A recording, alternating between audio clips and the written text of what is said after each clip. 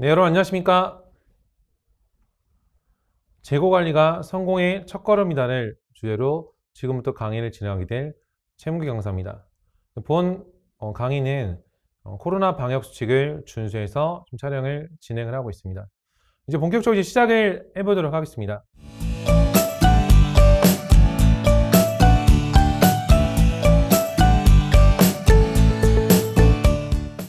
이제 재고 관리에 대해서 좀 고민을 하시는 대표님들 좀 많이 있으실 것 같습니다.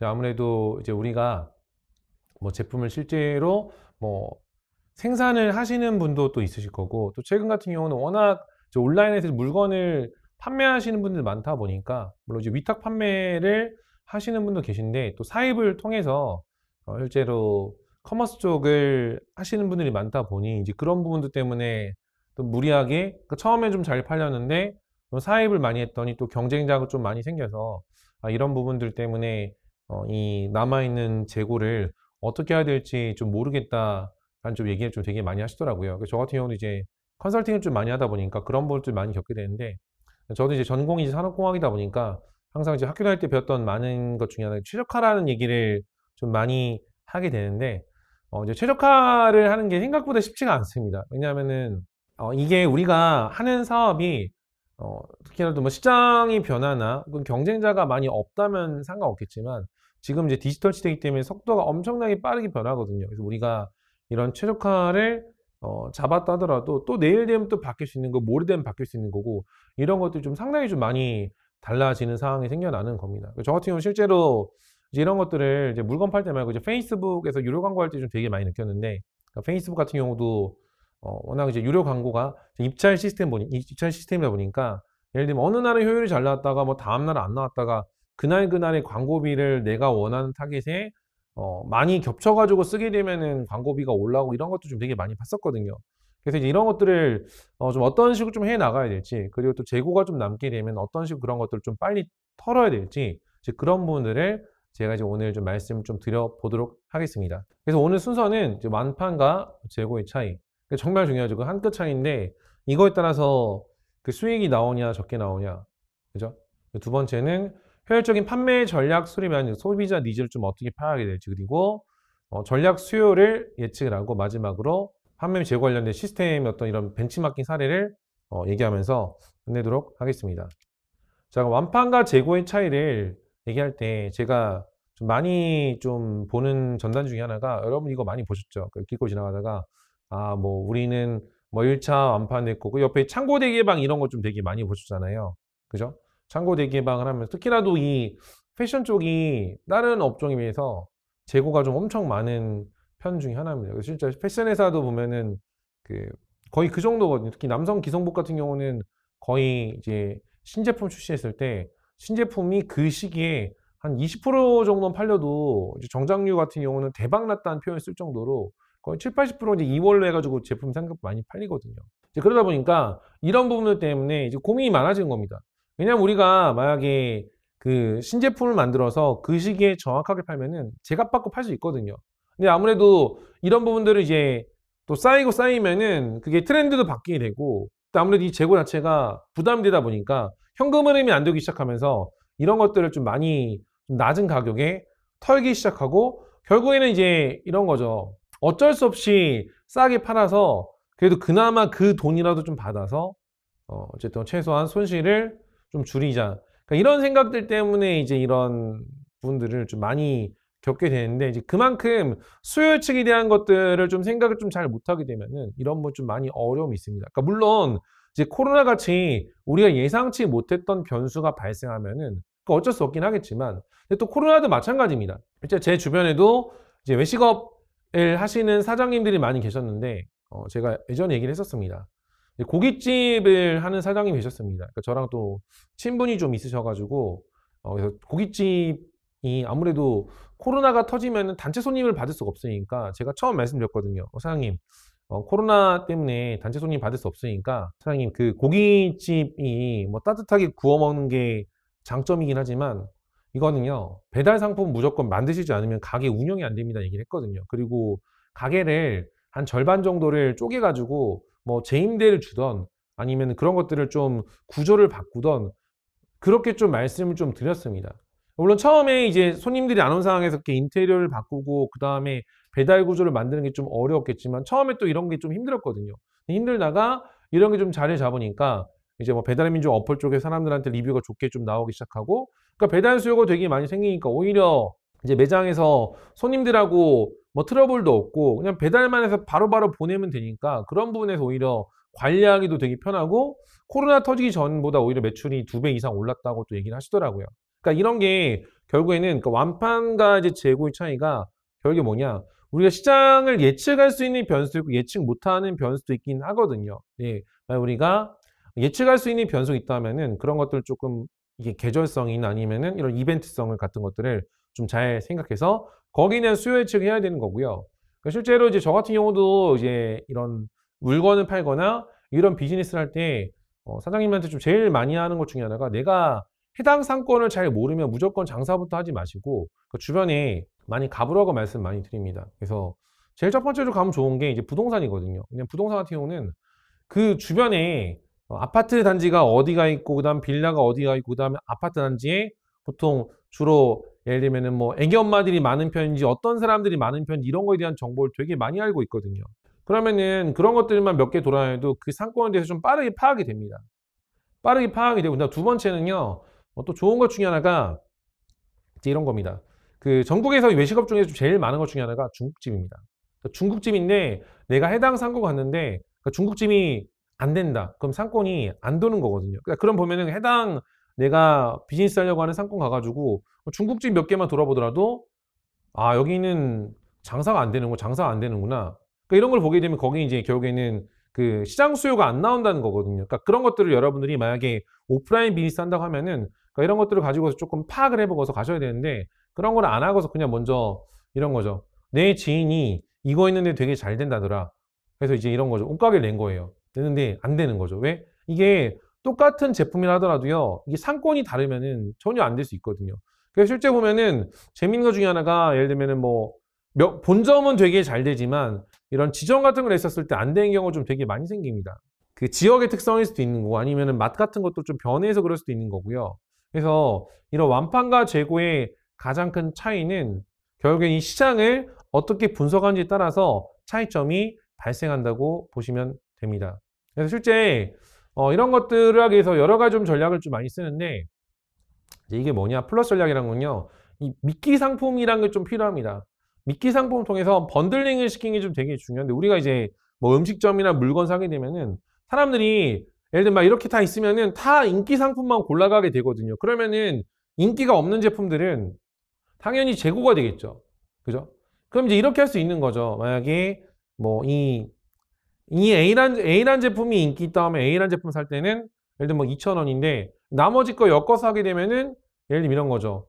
4,000원에 3개 살 수 있다. 이런 식으로 번들링을 시켜서 재고를 계속 소진을 시켜줘야 되거든요. 이게 실제 보면 우리가 물건을 팔게 되면은 이 생산자들도 인기 있는 제품을 특정 가게나 특정 매장에 몰아서 주지는 못하거든요. 그러다 보니까 이게 균등 분배가 되다 보니까 결국에는 잘 팔리는 게 있고 안 팔리는 게 생길 수도 있거든요. 이제 그런 것들이 바로 이런 플러스 전략이라고 보시면 될 것 같습니다. 그리고 실제로 이제 나중에 좀 찾아보시면 좋은 것 중에 하나가 이런 게 좀 그 연간 판매라는 표현을 많이 쓰는데, 통계 분석 중에서 이런 데이터 마이닝이라는 용어가 있습니다. 데이터 마이닝이라는 게 뭐냐면은 뭐 아마존에서 좀 되게 유명했던 것 중에 하나고 또 월마트에서 많이 썼던 표현 중에 하나인데, 이런 건 여러분 우리가 온라인에서 그 쇼핑몰 들어가게 되면 A라는 물건 샀을 때 A라는 물건 샀던 사람이 어떤 제품을 또 많이 구매했다 이런 게 나오잖아요. 그런 게 뭐냐면 이제 연간 판매거든요. 그럼 결국에는 이 플러스 전략의 자체가 이런 겁니다. A라는 제품을 했던 사람이 뭐 B, C, D, E를 본다든지, 그 유튜브 알고리즘도 마찬가지죠. 우리가 영상 하나 보게 되면은 그 영상을 보면 또 오른쪽 위에 막 그 추천 영상 같은 것들이 막 뜨잖아요. 그러니까 이런 추천 시스템 자체가 이 플러스 전략이 될 수 있기 때문에, 만약 내가 이 물량을 받고 싶은 물량만 받고 있는 게 아니라 한다면요, 그런 것들을 어쨌든 좀 이런 식으로 번들링을 시켜가지고 팔 수 있다는 거죠. 예전에 되게 이 플러스 전략으로 대표적인 사례 중에 하나가 허니버터칩이었습니다. 예전에 여러분들 기억하실지 모르겠는데 뭐 빼빼로데이에 빼빼로 막 이만큼 박스 크게 막 한 몇만 원치 해놓고 가운데 허니버터칩 하나 붙여놓고 막 그렇게 팔았거든요. 허니버터칩 하나 구하는 게 워낙 어렵다 보니까 그것 때문에 사람들이 사는 사례가 좀 생겼다는 거죠. 그죠? 그러니까 이런 게 대표적인 이 플러스 전략 중에 하나라고 보시면 됩니다. 그러니까 처음에 이제 플러스 전략을 좀 할 때 좀 잘 유의할 거 뭐냐면요. 플러스 전략도 계속 사람들한테 노출이 되기 시작하면요. 사람들이 생각했던 그 메인 상품이 이제 인기가 떨어지기 시작한다는 거죠. 그렇게 되면은 결국엔 또 이 번들링이 셋 다 재고가 되는 상황이 발생될 수가 있습니다. 왜냐하면 처음에는 사람들이 이 하나의 제품 사기 위해서 이 제품이 그 희소성이 있기 때문에 막 사려고 하거든요. 한정판이기 때문에. 근데 이런 것들이 그냥 보급형을 풀려버리게 되면은 여기저기서 다 살 수 있다 보니까 이제 그런 상황이 생기기 전에 또 넥스트 아이템을 설정해서 준비하지 않으면은 경쟁에서 여기는 밀릴 수가 있고 그러니까 이런 부분을 좀 잘 생각하실 필요가 있습니다. 그 다음에 이 마이너스 전략이란 거 뭐냐면 이런 겁니다. 예를 들면 이런 게 예전에 이제 문방구에서 이런 거 많이 팔았는데 이런 게 예를 들면 넷스틱 뭐 80T에 뭐 10,000원이다. 그죠? 그럼 거의 하나당 뭐 100원 조금 넘겠죠. 그죠? 100원 조금 넘는 금액인데 10,000원에 이제 80T면은 그 하나에 이제 이런 거죠. 뭐 문방구 앞에서 예전 네스킥 같은 거 이런 거 그 한 봉지에 막 200원, 300원씩 팔았거든요. 만약 300원 치면은 그죠? 80T면은 얼마예요? 그죠? 이게 벌써 이제 2만 원대가 넘어간다는 거죠. 그러니까 이런 게 이제 마이너스 전략이거든요. 네, 그러니까 결국 이런 게 번들링을 사가지고 쪼개가지고 따로따로 이렇게 판매할 수도 있는 겁니다. 그 판매를 할 때. 이게 왜냐면은 우리가 A라는 제품이 잘 팔린다고 초기에 좀 너무 많이 풀어버리면요. 그러면 결국에는 추가적으로 우리가 넥스트 제품을 소싱하거나 가져오는데 시간이 걸리기 때문에 이런 거에 대한 것들도 시간 조절해줘야 되거든요. 그래서 이런 것들을 음식점에서 대박집들은 그런 거 항상 만들어 놓죠. 재료 준비 시간이라든지 우리 하루에 몇 명까지는 받겠다. 그러니까 이런 게 있는데 사업을 하다가 좀 많이 어려워지신 분들 같은 경우 공통점이 뭐냐면요. 처음에 장사 잘 되면요. 우선은 사람부터 엄청 뽑고 매장부터 엄청 넓힙니다. 그렇게 되다 보니까 처음엔 잘 되겠죠. 그죠? 잘 되는데 그게 끝까지 가지 못한다는 얘기입니다. 그러니까 우리가 이제 욕심을 많이 부리게 되면요. 결국 그런 무리를 하게 되고 그러니까 우리가 갖고 있는 캐파 이상의 것들을 수용하려고 하다 보니까 여기서부터 이제 재고가 파생이 되기 시작하는 겁니다. 그러니까 이거를 생각을 좀 잘 하셔야 돼요. 그러니까 이런 것들 실제로 나중에 공부하면 좋은 것 중에 하나가 뭐냐면요. 이런 것들을 이제 특히 이제 수학에서 이 대기행렬이라는 표현을 쓰는데요. 이거를 되게 잘하는 쪽이 어디냐면요. 맥도날드입니다. 맥도날드 같은 경우가 특히라도 이런 걸 좀 잘해서 예를 들면 이런 거죠. 메뉴를 어떻게 하고 동선을 어떻게 짰을 때 사람들이 대기 시간이 어느 정도 걸리겠구나. 그러니까 이런 거에 대한 것들을 실제로 수학적으로 계산해서 어느 정도 줄이 좀 계속해서 발생할 수 있도록 시스템을 이렇게 짜놓은 거거든요. 그러니까 여러분들도 한번 그런 부분들을 우리가 고객들한테 만족도 주는 거 되게 중요하긴 해요. 왜냐하면 또 사람들이 많이 기다다 보면은 또 거기에 대해서 또 클레임을 클레임을 하는 사람들 많이 있긴 하거든요. 잘 생각하실 게 뭐냐면은 모든 고객들한테 속도에 대한 만족도를 주게 되면요. 결국에 내가 갖고 있는 캐파나 인프라의 한계가 있기 때문에 무리해서 여러 가지 투자하게 되고 그렇게 되면 결국에 그런 것들이 나중에는 재고로 이어진다고 보실 필요가 있다는 거죠. 그 다음에 마켓 같은 것도 좀 잘 생각하셔야 됩니다. 예를 들면 내가 뭐 네이버에서 팔았는데 안 팔린다 그러면 쿠팡에서 파는 거고요. 그죠? 만약에 오프라인에서 안 팔린다면요. 온라인으로 파는 거예요. 온라인으로. 근데 그런 거에 대한 전화를 해야 되는데 좀 이런 얘기를 많이 하세요. 제가 이제 컨설팅 하다 보면은 대표님, 전 온라인 안 해봤는데요. 그러면은 제가 얘기하거든요. 해보세요. 이게 어렵지 않거든요. 생각보다요. 또 온라인 했던 분들은 대표님, 오프라인 하면요. 가게를 운영하는데 고정비가 발생하잖아요. 그러면 그거는 어떻게 해요?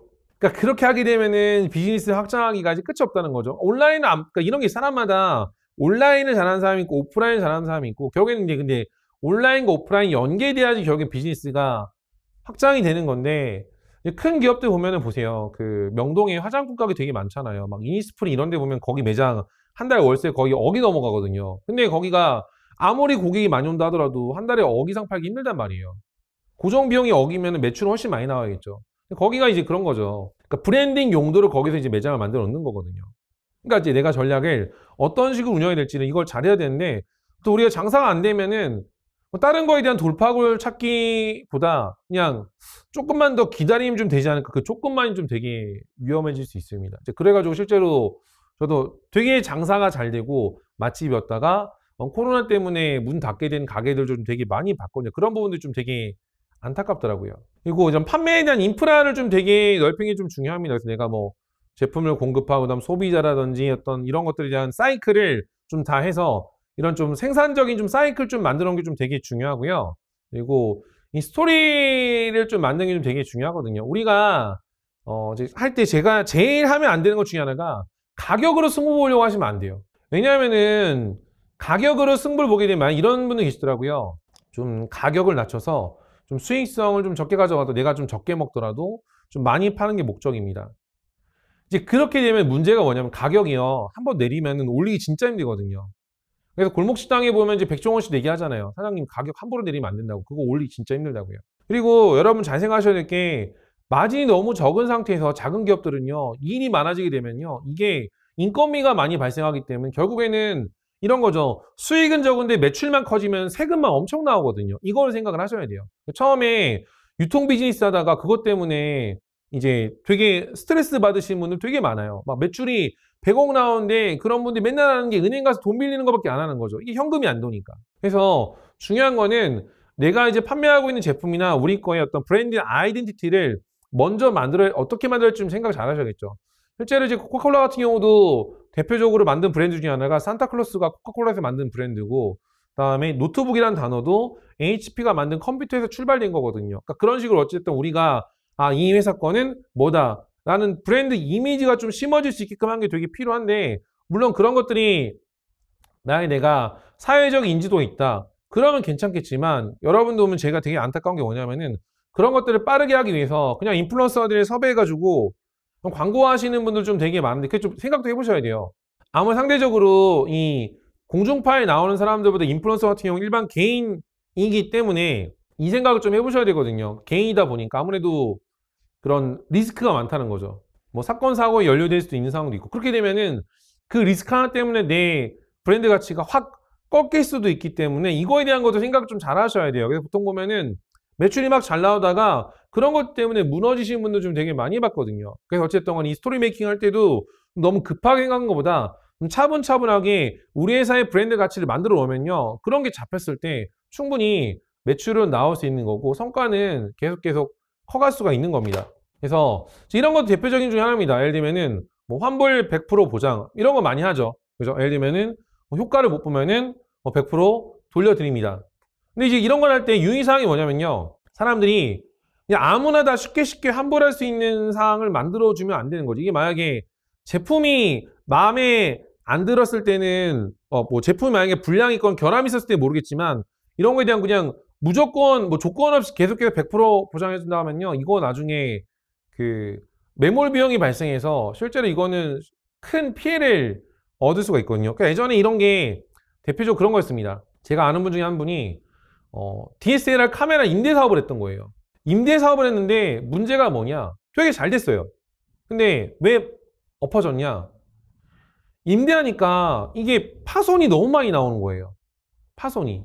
그러다 보니까 이 수리비용 때문에 또 수리비용 내고 아니면 또 새로 사야 되고, 이게 오랫동안 쓰기가 좀 되게 어려운 상황이 되다 보니까 처음에는 임대를 계속하면 잘 되겠다 생각했는데, 수리만 하다가 또 계속 수리가 나갔으니까 또 임대해 줄 것도 없고, 계속 그러다 보니까 이제 고정적으로 발생할 수 있는 매출이 많이 줄어들어 가지고 실제로 많이 어려움이 발생했거든요. 그래서 이 환불에 대한 거를 좀 하실 때는요, 100% 해주는 건 좋긴 하겠지만 그런 전제 조건 같은 것들을 좀 달아야 이런 것들 좀 노리는 블랙 커스터머가 좀 없다고 보시면 됩니다.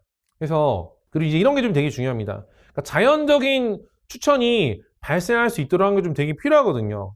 자연적 추천. 그죠? 그러니까 아무래도 이제 SNS 시대다 보니까 예를 들면은 그런 것들이 어떤 누군가를 통해서 예를 들면 블로그에 올라간다든지 아니면 페이스북에 올라간다든지 혹은 인스타에 공유가 된다든지, 그렇게 되면은 그 제품이나 이런 것들이 누가 봤을 때도 저건 좋겠다 저건 좋겠다 하게 되면은 이게 무한 확산이 발생하거든요. 그러니까 제가 아는 지인 중에서도 이제 이런 지인이 있었습니다. 이제 음식점 운영하는데 장사가 너무 안 됐는데 이제 블로그에 글 뭐 지인이 몇 개 써준 거예요. 써줬는데 그런 게 대박이 나서 그게 출발점이 돼가지고 가게가 사람들 엄청 많이 오고 지금 매장을 6개, 7개까지 좀 확장할 정도로 되게 커졌거든요. 근데 중요한 건 이겁니다. 그러니까 마케팅을 하기 전에 우리 제품에 대해서 먼저 자부심이 있어야 되고, 이 제품이 누가 보더라도 내가 뭐 가족들한테도 추천할 수 있을 정도로 좀 자신감이 있는 좀 상품을 좀 만드실 필요가 있어요. 이제 그렇게 돼야지 결국에는 마케팅 했을 때 자연 발생하는데 보면은 이제 이런 생각 좀 많이 하시거든요. 안 팔리면은 아, 제가 대표님 마케팅을 몰라서요. 근데 제가 봤을 때는 컨설팅 할 때 그 제품 자체가 사람들이 생각했을 때 너무 단가가 높다든지 혹은 너무 시장이 좁은 제품들이 좀 되게 많아요. 그러면은 저거는 시장이 너무 좁아서 기존에 있는 그 경쟁사들하고 되게 많이 부딪힐 것 같은데 어떻게 생각하십니까? 여쭤보면은 저희가 좀 열심히 노력하면 되겠죠. 이렇게 생각하시는 분들 계시거든요. 그건 결과를 만들어내기 어렵다는 거죠. 왜냐하면은 우리가 아무리 열심히 해들어도 뭐 100명 있는 시장이나 10,000명 있는 시장은 다르잖아요. 그죠? 그래서 결국 이런 자연 발생적인 확산까지 생각하려면은 이 제품에 대한 거 신경 쓰셔야 되고, 근데 만약 이런 거죠. 우리가 노리는 시장이 뭐 100명 시장이다 그러면은 프라이싱을 올려야 되거든요. 프리미엄 시장을 만들어가지고 비즈니스 해야 되는데 가격은 중저가로 만들어 놓고서 시장이 적은 쪽 들어가니까 결국에는 처음엔 좀 팔리다가 나중에는 안 팔린다는 거죠. 금액대가 낮으면은 사람들이 처음에 살 수 있는 게 이런 겁니다. 새로 생겨났네. 그리고 금액이 낮으니까 부담이 적은 거죠. 그러니까 소비자들이 구매에 대한 진입장벽이 낮은 거예요. 근데 구매에 대한 진입장벽이 낮은데 구매한 다음에 괜찮네? 뭐 맛있네? 이거 좋네?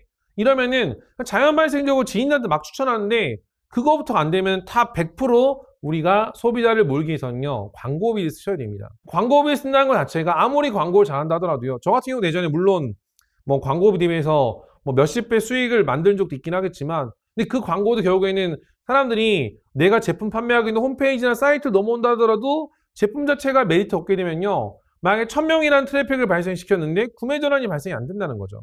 그렇기 때문에 이 상품에 대한 것들도 좀 잘 세팅해야지 이 완판과 재고의 이 차이를 좁힐 수가 있다고 보시면 됩니다. 그리고 이 데드라인에 대한 것도 되게 중요합니다. 우리가 이런 거예요.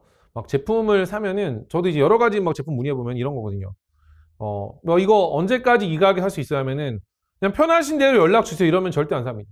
편하신 대로 연락 준다고 하면은 저도 고민하거든요. 고민하고 또 딴 데 또 찾아봐요. 더 싼 데 없는지. 근데 이제 이런 거죠.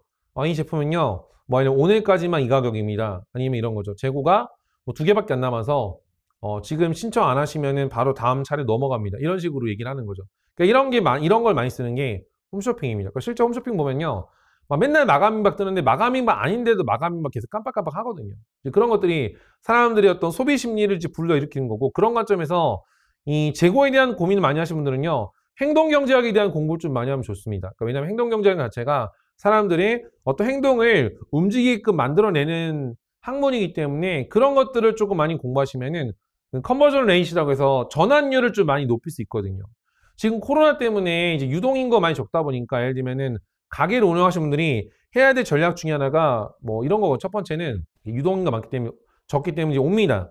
가게로 오면요, 사람들이 고민하고 나가요. 그러니까 이걸 줄여야 돼요. 그러니까 들어오면은 살 수 있게끔 해야 되고, 그 다음에 한 사람 들어오면요, 10,000원만 썼던 사람이 30,000원, 40,000원 쓸 수 있게끔 객단가를 높일 수 있는 이 두 가지를 가져가야 오프라인으로 비즈니스 하시는 분들이 매출을 만들어낼 수가 있어요. 그렇기 때문에 아까 제가 말씀드렸던 오프라인에서는 번들링이라는 게 필수입니다. 번들링.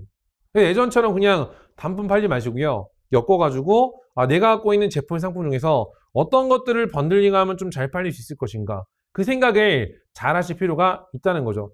특히라도 이런 번들링 할 때 되게 좋은 전략 중에 하나가 이제 이런 걸 좀 고민해 보시면 좋을 것 같아요. 예를 들면 내가 A라는 제품 사러 왔어요. 근데 그 제품이 10만 원이에요. 근데 이 10만 원을 번들링 했을 때 이제 뭘 껴놨더니 11만 원이에요. 그럼 그건 바로 팔리거든요. 제가 대표적인 그 신기한 사례는 뭐냐면요, 닭갈비집에 갔습니다. 근데 갔더니 치즈사리가 없어요. 근데 전 치즈를 되게 좋아하거든요. 근데 치즈사리 사람들이 많이 시켜 먹죠. 닭갈비집 가면요. 그거 넣기만 해도 매출이 바로 몇천 원씩 나오는데, 그죠? 그런 게 사람들이 뭐 몇만 원 쓰러 갔는데 몇천 원에 충분히 쓸 수 있기 때문에 그런 것들을 서브로 깔아 놓는 게 되게 중요하고, 그 다음에 이런 게 있습니다. 만약에 우리가 제품을 판매하는데 뭐 10만 원짜리, 100만 원짜리 판매하잖아요. 그죠? 10만 원짜리, 100만 원짜리를 판매를 하는데 이거 생각해 보셔야 돼요. 100만 원이라는 돈을, 브랜드도 없는 우리 제품을 사람들이 쉽게 안 산다는 거죠. 그러면은 뭐가 필요하냐면요, 이 심리적인 진입장벽이 발생하기 때문에 결국에는 이 심리적인 진입장벽이 더 낮은 가격의 상품들을 깔아놔서 그 상품에 대한 것들을 구매를 통해 사람들이 우리 브랜드에 대한 신뢰감을 만들게 되면요, 100만 원짜리, 200만 원짜리도 충분히 팔린다는 거죠. 근데 그런 거 생각 안 하고서 너무 소비자, 내가 봤을 때도, 제가 봤을 때도, 저거는 처음 본 사람이 쓰긴 좀 되게 어려울 것 같은데. 그러니까 예를 들면 기능적으로도 복잡해가지고 저거 사용법 알기도 되게 어려운 것 같은데. 그런 것들을 이제 떡하니 100만 원, 200만 원 붙여서 팔아봐야 안 팔린다는 거죠. 그러니까 이거를 생각을 잘 하실 필요가 있습니다. 그리고 혜택을 항상 주셔야 돼요. 혜택이 엄청 크지 않더라도 사람 심리상은 이런 거거든요. 내가 남들보다 조금 싸게 샀네. 내가 남들보다 좀 더 좋은 조건 샀네. 이제 그런 것들이 뭐냐? 당근마켓이잖아요. 당근마켓 사면은 실제로 이제 특히 육아용품 같은 것들이 거래가 많이 되는데 사면은 20만 원, 30만 원인데 당근에 싸게 사니까 만 원 샀네? 2만 원 샀네? 그거에 대한 만족도가 엄마들 되게 높아요. 제 와이프 같은 경우도 실제로 당근에서 거래를 좀 많이 하는데 저 같은 경우는 원래 물건 사는 거를 별로 안 하는 스타일이다 보니까 그런 거를 막 그렇게 많이 못 느끼는데 그죠? 그런 게 혜택이라는 거죠. 그 혜택을 강조를 좀 많이 해주셔야 이거는 우리 사이트를 통해서 구매하셔야만 받을 수 있는 혜택입니다. 이렇게 했었을 때 훨씬 더 사람들이 전환을 많이 가져갈 수 있다는 거죠. 그래서 이런 매출을 이제 만들기 위해서는 세 가지 있는데 매출이란 거는 결제 수랑 객단가입니다. 그래서 아까 제가 말씀한 것처럼 사람들이 결국에는 왔을 때 결제를 할 수 있게끔 만드는 그 전환을 좀 만들 수 있는 그 유도장치 좀 필요하고요. 그래서 결제 수라는 거는 방문한 숫자 곱하기 결제율이라는 거거든요.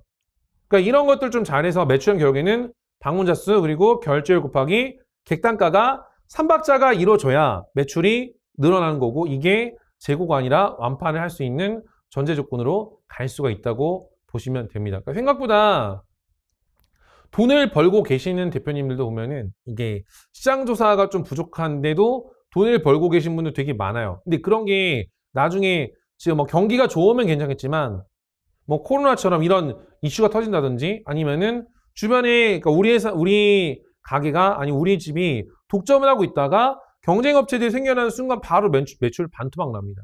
그죠? 아니면 이런 거죠. 우리가 이제 개인 음식점인데 건너편에 프랜차이즈 음식점 생기는 순간 바로 매출 반토막이거든요. 그러니까 이제 이거를 항상 대비를 하셔야 돼요. 대비를.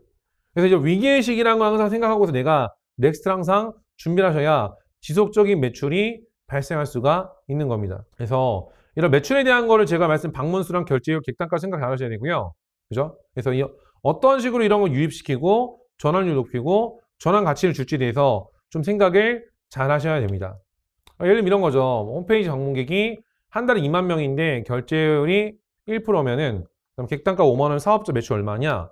이런 거죠. 그죠? 그럼 한 달에 한 1,000만 원 정도의 매출이 나올 수 있다는 거죠. 그럼 이제 생각해 봐야 돼요. 내가 유입 숫자를 늘리는 거는 이제 광고를 많이 써야 되는 거고 전환 가치라는 걸 좀 또 고민해야 되고 그다음에 전환율이라는 거. 그러니까 이런 거에 대해서 내가 어떤 것들을 조금은 생각할지 좀 봐야 되거든요. 보통 이런 게 객단가 같은 것들을 올리면 소비자들이 바로 줄기 때문에 보통 이런 것들은 광고비를 늘리는 것보다 전환율을 높일 수 있는 그래서 이렇게 어떻게 되면은 스마트 스토어나 이런 온라인에서 커머스 쪽 하는 쪽 같은 경우는요. 이런 상세 페이지 컨설팅 디자인 구매 전환율 퍼널 마케팅 이런 것들 좀 많이 생겨난 이유가 이 전환율에 대한 것들을 좀 생각을 좀 많이 하게 되거든요. 왜냐하면 예전에는 그 광고 시장 자체가 이제 네이버 키워드 광고를 통해 가지고 검색 클릭당 키워드를 검색에 들어오는 게 많았던 반면 페이스북, 인스타그램, 유튜브, 틱톡 같은 경우도 좀 광고를 좀 하고 있고 보니까요.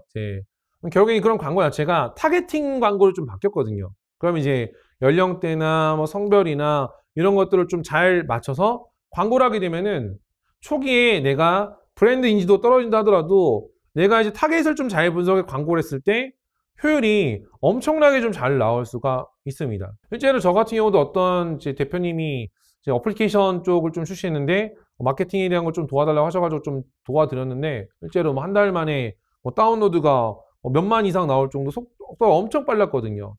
근데 그런 게 결국에는 브랜드가 가치가 없는 상태에서도 소비자들한테 먹힐 만한 것들을 좀 하게 되면 충분히 반응이 나올 수 있기 때문에 이 전환율에 대한 거를 고민을 좀 많이 하셔야 됩니다. 그래서 이제 우리도 이런 거잖아요. 그러니까 쉽게 얘기하면은 어디 가게 들어갔다가 살려고 했는데 이런 거죠. 거기 사장님이 표정이 굳어 있어서 그것 때문에 마음에 안 든다든지 아니면은 전체적으로 좀 우중충하니까 나온다든지 혹은 딱 봤더니 살 게 별로 안 보이니 그럼 나온다든지 그 나오는 게 이제 전환율이 떨어지는 시작점이거든요. 그러면은 만약 특히라도 오프라인에서 그 매장을 운영하시는 분들 같은 경우는 왜 소비자들이 들어왔다가 나간지에 대해서 항상 좀 인식을 하셔야 돼요. 그게 이번 달은 잘 팔렸다가 다음 달에 안 팔린다. 그런 게 일시적인 걸 수도 있겠지만 소비자들이 또 원하는 트렌드가 바뀌어서 그럴 수도 있는 거거든요. 이거에 대한 것들 생각을 좀 잘 하셔야 비즈니스를 잘 할 수 있는데, 실제 보면 이런 것들 좀 많이 어려운 게 이 프랜차이즈 시장에서 좀 많이 겪게 되시죠. 뭐 예전에 보면은 또 뭐 대한 카스테라도 유행했다가 한참 했다가 또 없어졌고, 그 다음에 또 저런 거 있었죠. 이제 와플, 그죠? 와플 같은 거 잘 됐다가 막 전국적했다가 좀 많이 없어지고, 그 다음에 뭐 생과일 주스 전문점도 막 인기 끌었다가 또 없어지고, 이런 것들 결국에는 그 시장을 트렌드 잘 봐서 어쨌든 좀 초기에 좀 들어가야 되는데 거의 이 끝물에 들어가가지고 어려움이 겪는 분들이 좀 되게 많이 생겨서 이거에 대한 걸 좀 생각 항상 잘 하시면은 좋겠습니다. 그래서 이런 광고랑 좀 연결 좀 되기 때문에, 그러니까 내가 이제 이런 광고에 대한 것들을 조금 많이 좀 생각하셔서 그 유입 숫자를 좀 어떻게 늘릴지, 이런 게 이제 돈을 써서 할 수도 있는 거고요. 아니면은 사람들 통해서 입소문을 통해 가지고 버즈 마케팅이라고 많이 하죠. 입소문 마케팅. 자연 발생적으로 할 수 있게끔 할지. 그러니까 대표적으로 이런 것도 좀 잘했던 브랜드 중에 하나가 그 청조 오믈렛입니다. 청조 오믈렛이 그 던킨 도너츠랑 되게 비슷한 그 도너츠인데요. 이제 거기가 아예 집단적으로 마케팅을 딱 해서 이제 지역별로 이제 이런 트럭 같은 거 몰고 다니면서 오늘은 어느 지역 갑니다. 오늘은 어느 지역 갑니다. 이런 것들을 맘카페를 통해서 홍보를 좀 되게 많이 했고, 그런 것들을 지역 단위로 막 홍보를 해가지고 되게 빠르게 브랜드가 자리를 잡았었거든요. 그래서 결국 이런 홍보에 대한 전략이 잘 생각하셔야 될 게, 처음부터 내가 좀 돈을 다 써야 된다는 생각하시지 말고요. 이런 것들을 자연 발생적으로 할 수 있는 부분, 그 다음 내가 만약에 부족하다. 그럼 이제 나는 제품만 생산하고, 그러니까 제휴를 통해 가지고 판매를 잘하는 사람한테 위탁 판매를 맡기는 것도 방법 중에 하나예요. 그러니까 이런 거에 대한 것들을 생각을 잘해야 되는데, 내가 처음부터 끝까지 다 하려고 하다 보니까 이게 그 시기에 팔리면은 팔 수 있는데 그 제품의 어떤 내용 연한이 지난다든지, 혹은 그죠? 뭐 유통기한이랑 있는 전량 폐기를 하는 상황이 온다든지, 이런 거에 대한 것도 생길 수 있어서 처음에 그 비즈니스 하실 때 이런 판매 구조 같은 걸 좀 잘 짜놓고서 시작을 하셔야 그런 문제들을 최소한 줄일 수가 있다고 보시면 됩니다. 다음 이제 전환율이라는 거는 어떤 상품을 구성한다든지 홈페이지 구현한다든지 이런 거에 대한 개념이고요. 그리고 전환 가치라는 거는 뭐 상품 단가나 아니면 상품 구성이나 이런 거에 대한 것들을 뭐 결제 금액 객단가라고 표현을 많이 합니다. 그래서 이렇게 이제 매출이 발생하면은 네, 어느 정도 이제 유입이 들어오고, 그다음 전환이 얼마나 되고, 이런 거에 대한 것들 좀 잘 봐서 그 마케팅에 대한 현황을 꾸준하게 좀 파악하실 좀 필요가 있어요. 그런 것들을 진짜 잘하시는 분들은 그 제가 이런 분도 봤거든요. 예전에 동네에서 치킨집 하시는데 그분 같은 경우는 머릿속에 TV 편성표가 다 머릿속에 들어있는 거예요. 그래서 보면은 예를 들면 뭐 목요일 날 저녁에 한국이나 어디나 축구한다. 그러면은 축구 경기 틀어놓으면 사람 지나가다가 축구 안에 들어가가지고 맥주 마시고 하거든요. 근데 그 치킨집 가면은 막 그 드라마만 계속 틀어놓는 데도 있어요. 왜? 사장님이 좋아하시니까. 그러면은 이제 문제가 되는 게 그런 것들 때문에 문제가 되는 거거든요. 어차피 치킨집 같은 경우는 좀 그 분위기가 에너지가 좀 넘치고 해야지 또 사이클이 빨리 도는데, 막 잔잔한 것들만 깔리게 되면요, 사람들이 많이 안 들고, 그 다음에 이런 것들이 분위기를 좀 많이 타야 되는데, 그러다 보면은 결국에는 사람들이 막 드라마 끝날까지 안 나간다든지, 아니면은 결국에 주문량 같은 경우도 줄어든 상황이 생길 수밖에 없다는 거죠. 그런 게 좀 되게 중요한 것 중에 하나입니다. 그래서 이런 비용과 전환 비용, 유입 비용, 매출과 전환 가치, 유입 가치, 그다음 수익률에 대한 것들을 좀 생각을 좀 잘 하셔서 비즈니스를 출발하실 필요가 있습니다. 자, 그럼 과연 효율적인 판매 전략을 위해서 소비자를 어떻게 분석해야 될 것이냐? 자, 보통 뭐 아니다라는 얘기는 좀 여러분들 많이 들어보셨을 거예요. 그래서 그다음에 여기서 좀 발달돼가지고 뭐 아이드마, 뭐 아이사스, 뭐 이렇게 표현 많이 쓰는데, 뭐 어텐션 단계, 뭐 인터레스트, 디자이어, 뭐 메모리, 액션, 이런 거 많이 하는 첫 번째 잘 보실 게 뭐냐면요, 1차적으로 저는 제일 중요한 게 소비자들의 니즈를 볼 때 사람들이 모여있는 커뮤니티 공간 허브라고 많이 말씀드립니다. 이런 게 오프라인도 있을 수 있고요, 온라인도 있을 수 있다는 거죠. 그러면은 잘 한번 생각을 해보세요. 내가 만약에 지역 단위의 비즈니스 한다. 그러면은 우리 동네에 내가 이런 거죠. 내가 엄마들 상대로 비즈니스 하겠다. 그러면은 우리 동네에서 엄마들이 가장 많이 모여서 놀고 있는 공간이 어딘지를 아셔야 돼요. 놀고 있는 공간. 뭐 대표적으로 뭐 이럴 수 있겠죠. 뭐 키즈 카페가 될 수도 있는 거고.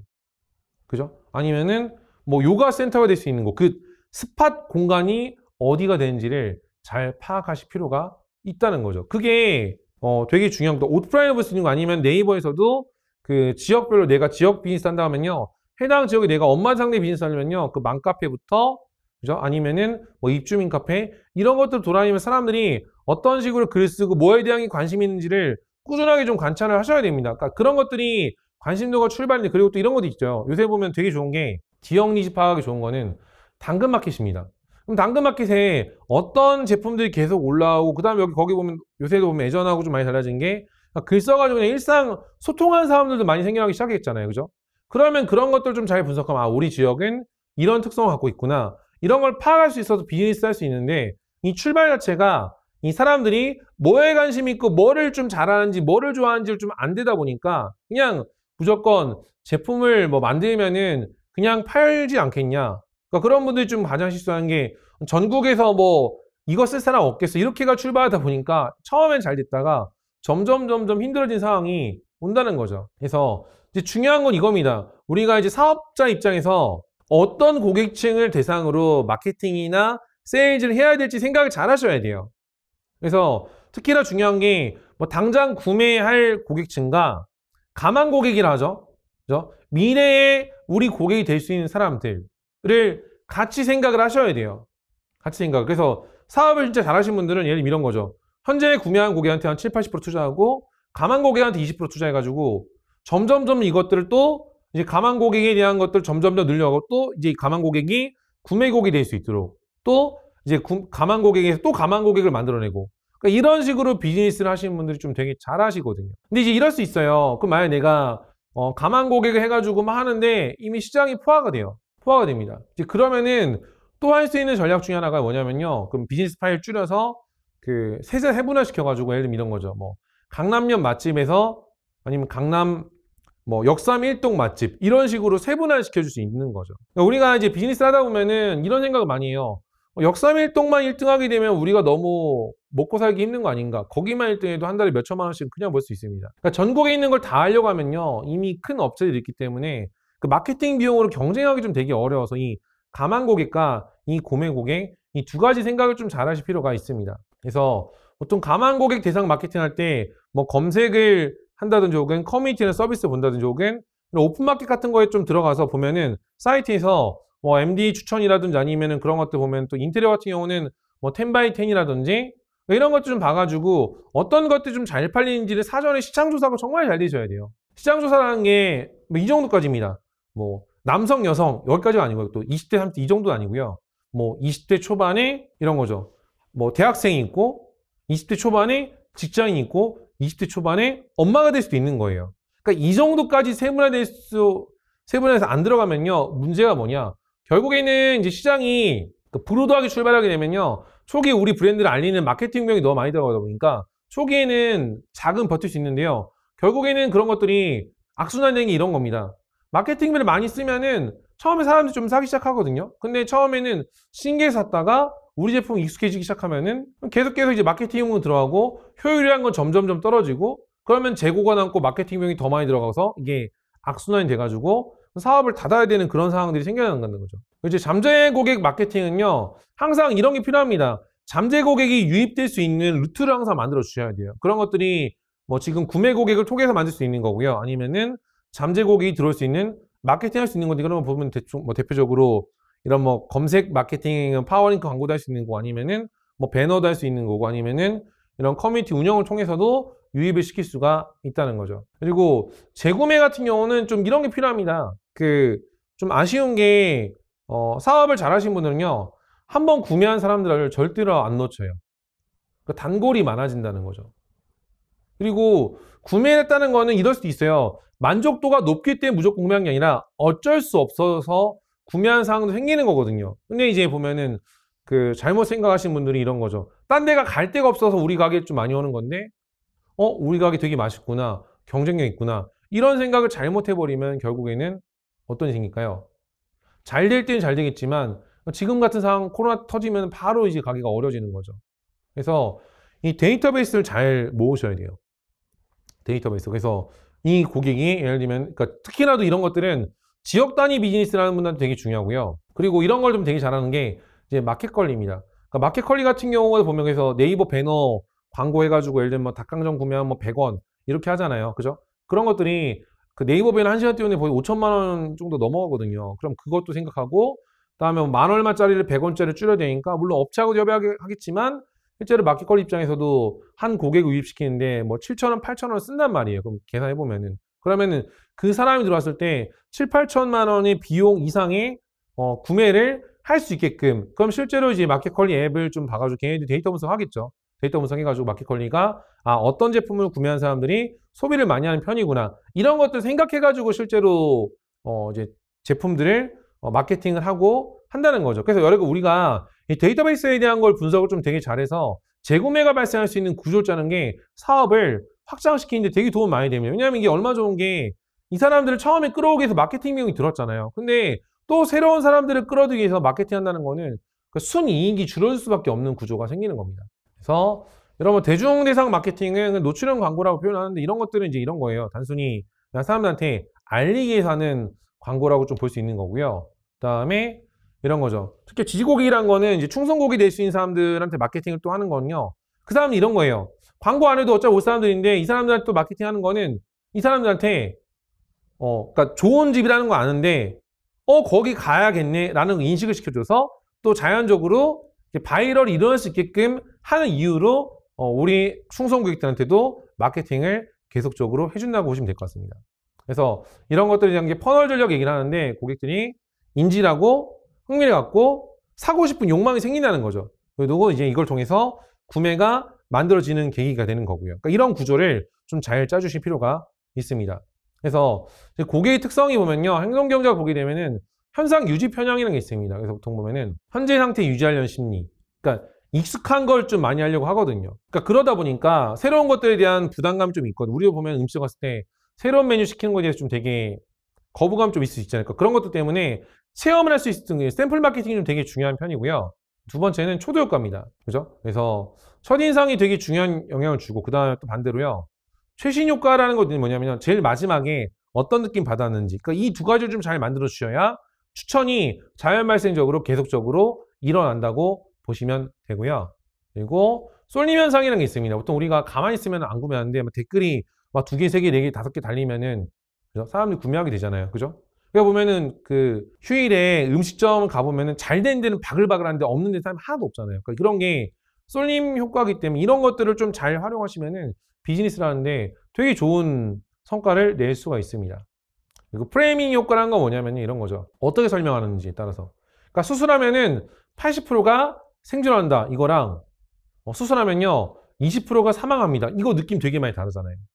그리고 과즙이 30%랑 그다음 과즙매가 70% 있다. 이거 되게 다르죠. 그리고 타우린 바카스나 이런 거 보면 나오잖아요. 타우린 1000mg 이거랑 타우린 1g 되게 다르죠.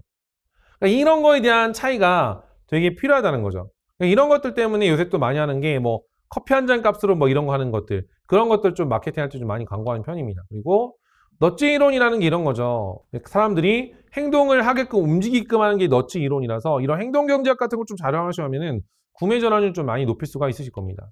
그래서 재고 관리를 하기 위해서는 결국엔 이런 겁니다. 그러니까 자재에 대한 구매랑 그다음 구매 시기를 좀 잘 결정해서 그 최적점을 좀 찾으셔야 되거든요. 그래서 이런 것들을 할 때 되게 중요한 게 우리가 갖고 있는 현금 보유량이나 고객이 어느 정도 발생할 수 있을지 그리고 우리 제품이 계절성이 있는 건지에 대한 걸 좀 파악을 좀 잘 하셔야 실제 이런 것들을 좀 재고를 좀 잘 관리할 수 있고요. 그래서 재고 평가를 좀 실시하고 이걸 통해 가지고 제품 많게 되면 산포도 같은 걸 좀 해가지고 실제로 이런 것들이 적재량이 많지 않은지 이런 것들을 좀 트래킹을 꾸준하게 좀 하실 필요가 있습니다. 그래서 보통 영업 마케팅과 그 다음 조달 및 생산, 재무 쪽 이런 거 3가지 분야에서 꾸준하게 커뮤니케이션 해줘야 실제로 제품 만드는 쪽과 그 다음 비용 관리하는 쪽과 판매하는 쪽이 돼야지 최적점을 좀 찾아가지고 최적화를 만들어 나갈 수 있다고 보시면 되고요. 특히라도 이런 부분이 제일 중요한 것 중에 하나가 세일즈 쪽입니다. 그래서 영업이나 마케팅 쪽이 좀 잘 움직여야 꾸준하게 좀 성과가 좀 잘 만들어진 상황이 생길 수가 있습니다. 그래서 어쨌든 이런 조달이나 생산에 대한 것들은 결국에는 재고 상관이 기본이 되는데 이런 것들은 결국에는 이제 그 노동비나 운송에 대한 걸 평가하는 것 이상의 좀 개념일 수 있는 거고요. 그리고 재무는 이거는 현금 흐름에 대한 거기 때문에 기업이 좀 작을수록 이 부분을 신경을 좀 많이 쓰셔야 됩니다. 그래서 벤치마킹 사례할 때 델 같은 경우도 좀 되게 잘했던 게 델 같은 경우는 조립 PC의 대표적인 사례인데요. 이런 것들을 잘 밸류 체인을 좀 잘 만들어서 조립 PC가 최적화될 수 있게끔 이렇게 세팅했기 때문에 델이 성공했던 사례가 될 수 있고요. 그리고 도요자동차 같은 경우도 이 저스트 인 타임이라고 해서 간반 시스템을 통해서 실제로 이 사이클을 좀 빠르게 돌 수 있도록 좀 했던 게 어쨌든 좀 생산에 대한 것도 재고를 최소화시킬 수 있었던 전략이 됐다고 보시면 됩니다. 그리고 이마트나 롯데마트 홈플러스 같은 경우도요. 특히라도 이런 물류 전략을 좀 잘 가져가서 뭐 풀피먼트화라고 해서 이런 것도 통해 가지고 재고를 훨씬 좀 관리를 잘했기 때문에 이런 케이스 같은 거 여러분 한번 좀 찾아보셔서 좀 적용해 보시면 좀 좋지 않을까 생각을 합니다. 그래서 보통 이제 이런 것들에 대한 질문을 좀 많이 하는 첫 번째는요. 수요 예측을 어떻게 시작할지 좀 얘기 많이 하시는데요. 우선 1차적으로는 내가 이제 운영하고 있는 매장이나 사업 요소와 경제적 요소가 좀 착용하기 때문에 이걸 먼저 보셔야 되고요. 그다음에 2차적인 거는 이제 이 미시적인 부분과 거시적인 걸 좀 고려해가지고 프로세스나 이런 것들 조금 확립시켜야 수요 예측이 좀 도움이 되고요.